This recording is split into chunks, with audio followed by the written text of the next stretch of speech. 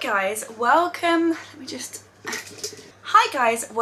back to my channel and welcome back to another video. You might hear a fan. It is way too hot in this flat to not have the fan on, so the fan is staying. So if you can hear a low level murmur, I'm so sorry, but I will melt. So the fan is on. I filmed a TBR before July and I read all of them. I read every single book in my July TBR and I read it very effortlessly. I think I'm not a huge mood reader, so I'll just read whatever I pick up, and so therefore if I've got a list of things to pick up, I'm just gonna read them. So it's actually quite easy for me to do that. But what I do have is, I think there's 30 books, it might be 29 or 30 books on my total TBR that I do kind of need to read before I move, and that is in just over 2 months time from filming this video. So I just thought I'd give you a quick tour through my entire TBR. So every single book that I have to read is currently behind me. So should we get cracking? Should we have a quick talk? I obviously can't tell you what I think about them because I haven't read them, but a lot of them are series, so I can give you the vibe of what I feel like I'm going into the book feeling. So let's start with this pile here. So the first book on top is Lucy Score's Things We Left Behind, which is the third book in the Knock 'em Out series, and this is Lucian's and Sloane's story, who get pretty well set up across the first two books. I didn't really like the second book. I enjoyed the first one. The second book kind of just felt a little bit sexual, and so I'm not exactly sure how I feel going into this one, but they have been sort of a couple for a long time, which the first two relationships haven't really had. So I think I am looking forward to it, but this is the first book on my physical TBR.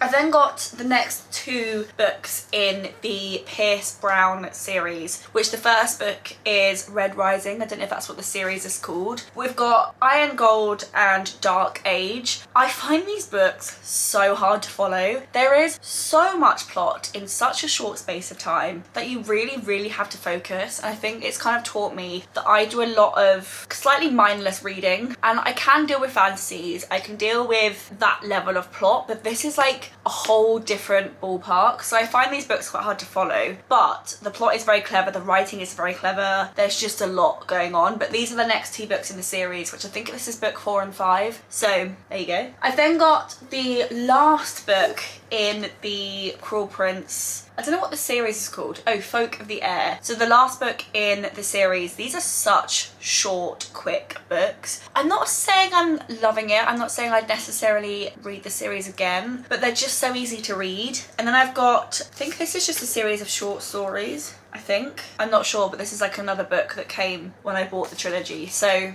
these are the other two books. And then I've got two Ashley Poston books. So The 7 Year Slip, which everyone and their mother talks about. I get the impression that it's about a woman called Clementine who falls in love with a man who she finds out is like 7 years in the past, because her flat can like either travel through time or it can like blend through time. I'm not 100% sure, but this sounds so interesting. And then when I bought this came free with it, and this is The Dead Romantics, which I think is her first book. I have to say, I've actually heard nothing about this, and so I'm not 100% sure what it's about. I believe it's a romance, but it's kind of all I know. So yeah, I've got two Ashley Poston books, and that's the end of the first little pile. We've then got a pile here that's basically just two things. So one is a pile of Ali Hazelwood books. So Ali Hazelwood is a relatively new author that I discovered in the last sort of 6 months or so, and I bought a whole set of her books. I then bought Not in Love separately, but I bought a whole set of her books.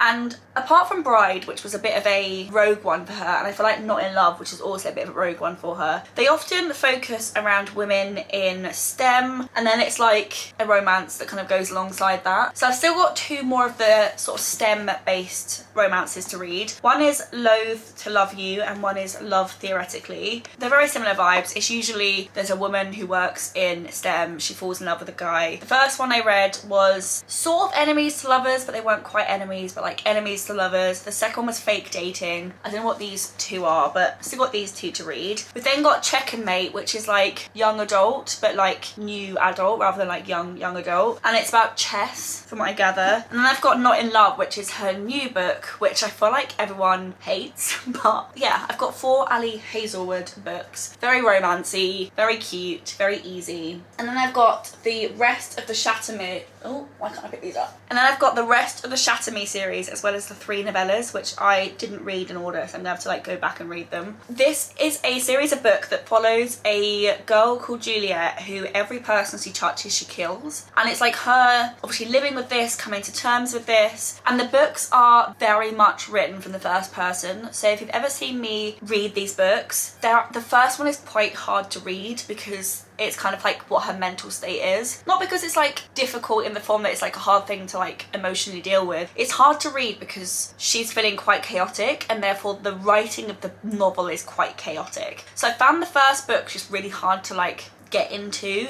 but honestly, if you just plow on through that book, by the 2nd, 3rd, 4th, 5th book, it's so good. It's such a clever plot. I don't want to ruin it, but it's such a clever plot. The characters are so likable. They're so easy to read. I freaking love these series. So I've still got Defy Me and Imagine Me. Then I've got these 3 short books, which I think are like novellas in between books, but I didn't read them at the right time. So I've then got Unite Me, Find Me and Believe Me, which I think are just like short in between stories, but freaking love that series. Right, then got 2 piles of books behind me. So this one is all standalones. This one, I've got the book that I'm currently in the middle of, and by in the middle of I mean on page 18. This is Richmond Osman's The Man Who Died Twice, which is the 2nd book of the Thursday Murder Club series. It's about a group of old people in an old people's home who decide to investigate a crime, and then they become involved in it, and this is the 2nd book, and I don't really know what's going to happen, but there's something so endearing about these characters. And Richard Osman is actually such a good writer. He writes really well-rounded, heartwarming, but actually quite funny characters. It's just a good, easy book. Like, it's not like a 5-star, it's not going to change your life, but it's like easy and fuss-free. So that's the book I'm currently reading. And then I've got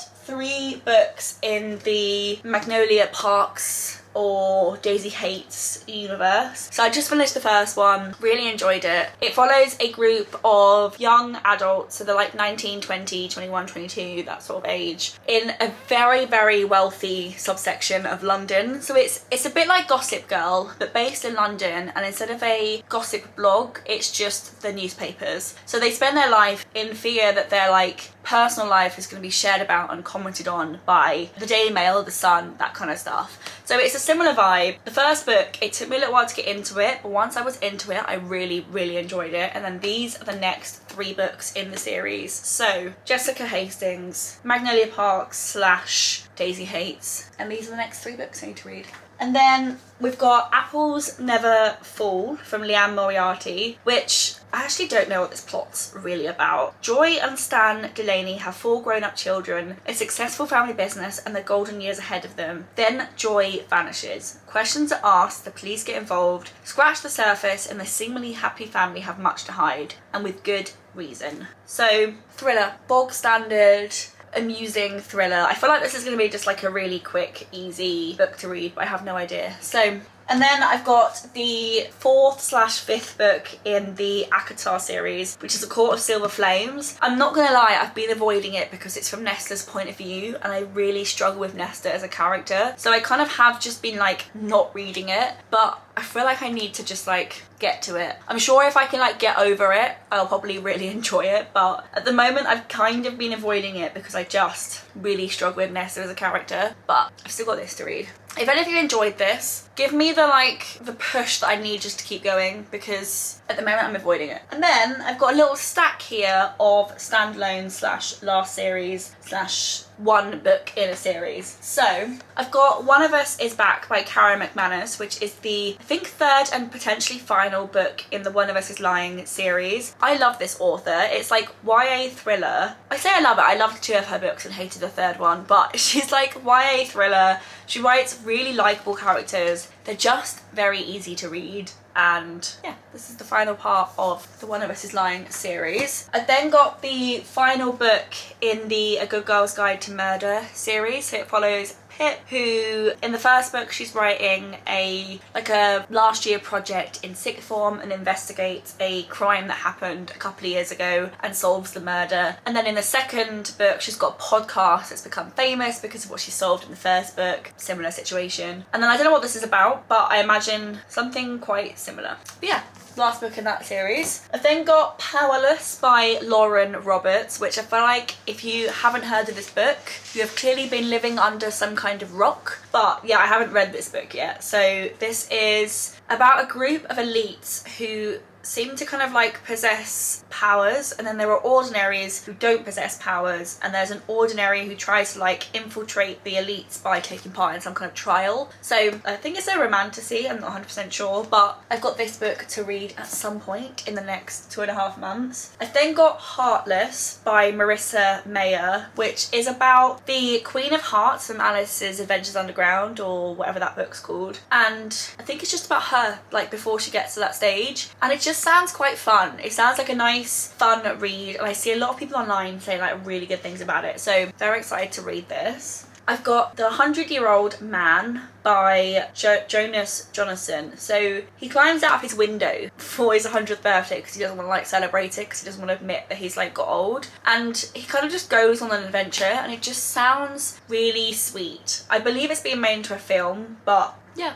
I picked this one up from a charity shop. Very like, I've not really seen many people talk about it, but I just thought it sounded fun, so I bought it. And I've then got Neil Gaiman's Stardust. Who remembers this film? I can't remember when it came out, but I remember having it on DVD. This is the book that the film's based off of, and I can't wait to read it. It's effectively about a boy or man who's in love with someone, and to win her heart, he says he'll go and collect some of the stardust from a fallen star. But the fallen star is then, I don't know if this is it on the back? I don't know. I don't think it's been revealed, but yeah, he goes off in search of this fallen star, and if you've seen the film or read the book, you know what happens. And then the very last book on my physical TBR is a Frida McFadden novel, and she's very famously known for her Something Neighbour series. I forget what the book's called, but this is The Inmate, which is a kind of thrillery book, I think about a nurse practitioner in a maximum security prison, and that's kind of all I know about it. But yeah, this seems quite short. But yeah, they are all of the books on my physical TBR that I have to read,